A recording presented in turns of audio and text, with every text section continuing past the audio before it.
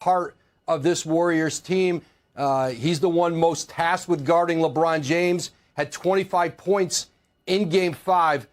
Certainly his health and his ability to play at a high level are crucial for Golden State. But again, I'm told he'll warm up before Game 6 tonight, and he's expected, I'm told, to give it a go. All right, feels absolutely critical. Woj, thank you.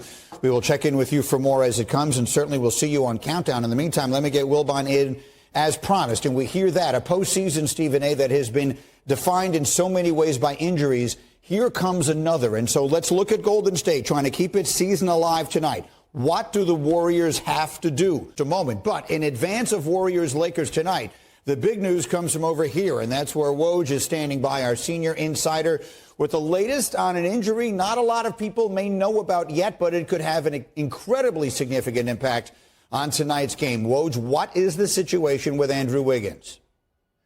Greeny, that's right. A fracture in the rib cage area for Andrew Wiggins, has left some uncertainty about his availability tonight. I'm told that he's expected to try and give it a go in Game 6 tonight in L.A. He will warm up before the game, see how he feels, but the expectation is he's going to try. This is certainly an injury that is difficult for a basketball player in that region, especially with shooting the ball. Greeny talking to a longtime NBA assistant coach who talked about this in the terms that Woj just explained to us. Andrew Wiggins.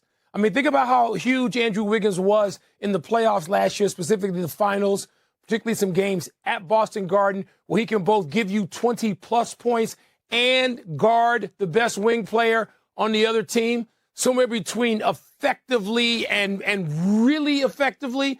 Well, I know a lot of people in the league think if Andrew Wiggins can't be that guy, Golden State's going to have a really, really difficult task winning tonight. And so I hear Stephen A. and agree with him about needing Steph and Klay to be. Explosion from Steph Curry and Klay Thompson. The combination of the two, particularly with Andrew Wiggins, hurt. Even if he plays tonight, the bottom line is this. They already come into the game undersized. We understand that they've been thin on their front line compared to what the Lakers could throw at them. When you take that into consideration and you consider the fact that Wiggins is 6'8" and he's an elite defender that can cause problems for LeBron James and various others, and now he's not allowed to be so physical because he's limited, that really, really puts the Warriors in a spot. It calls for the greatness of their perimeter players. You could throw Poole into the mix as well, but definitely it starts with Steph and Klay. Wilbon, you were telling me before we came on here about a conversation you had today that I think was last year, particularly even in Game 4. Andrew Wiggins was enormous.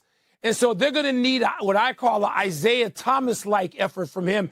If we go back to the Isaiah Lord Thomas, I knew that would get a reaction out of Jaylen. And you know what I mean when Isaiah was playing on that busted ankle, right? I mean, that's Herculean, and let the superhuman, I don't know that you need to get there. But something like that, Jaylen, where you're playing and it's almost like you're on you're outside yourself. You can give that kind of effort for your team in a critical elimination game.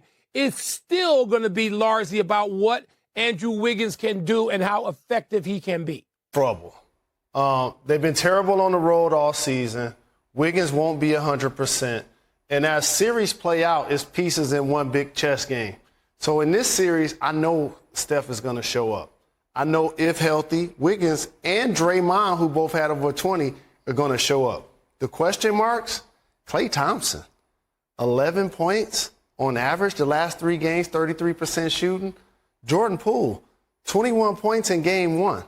22 total points the last 3 games. Those are the 2 guys, Klay and Poole. 17-0 in series when they are up 3-1. That's the most such series wins by any player without a loss, and none of those series went to a 7th game. We'll see if the Warriors can change that tonight and force a Game 7 on Mother's Day in San Francisco. And joining us now from Crypto.com Arena is NBA reporter Dave McMenamin, who's covering the Lakers.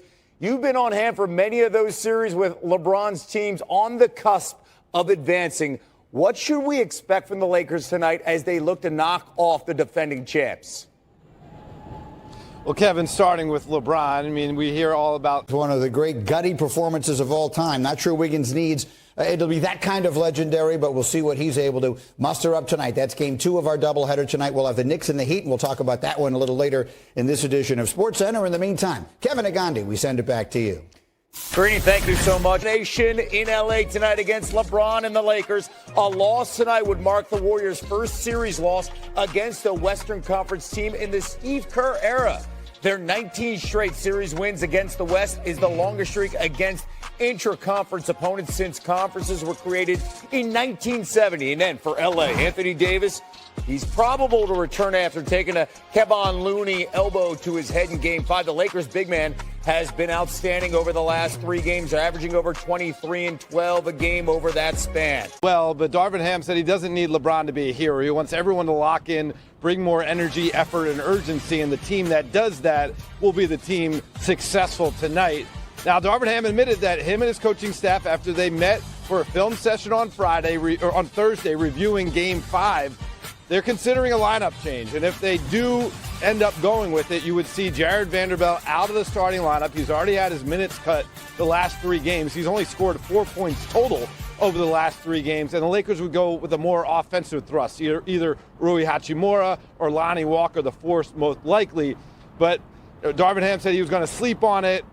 Enough. They had to give the lineups in about 3.5 hours, and we'll see if they stick with the group that's already won them 3 games this series or make a tweak to try to stick with that offensive explosion that the Warriors bring to the court. They have been so good at home, undefeated so far this postseason, winning by an average of 18 points per game. Dave, thank you so much. Meanwhile, the Lakers 8-2 under Steve Kerr when facing elimination. That's the best record in such games by any coach in NBA history. It's the first time they've trailed 3-1 to a West team since the 2016 Conference Finals. And guess what? The entire shift of the Western Conference and the NBA when Kevin Durant in the offseason went to Golden State.